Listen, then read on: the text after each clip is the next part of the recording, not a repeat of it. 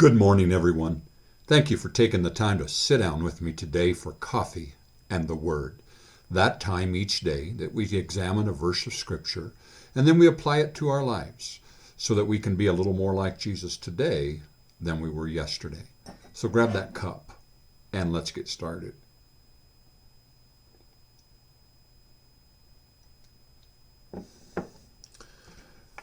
Colossians chapter 1 and verse 29 says, I work and struggle, using Christ's great strength that works so powerfully in me. Our thoughts are entitled, Christ Can.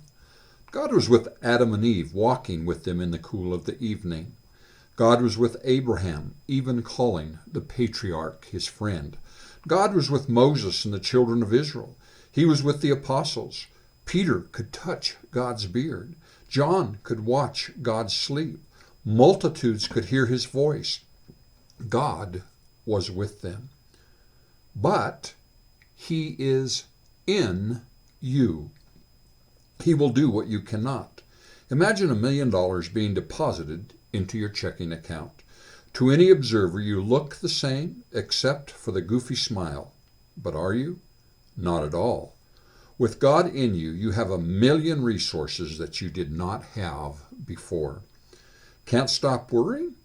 Christ can, and he lives within you. This time, instead of starting with what you have, start with Jesus. Start with his wealth, his resources, his strength. Before you open the ledger, open your heart. Before you count coins, count heads. Count the number of times Jesus has helped you face the impossible. Before you lash out in fear, look up in faith. Take a moment. Turn to your Father for help. Every day we face things that we can't do by our own power or patience. They distract us.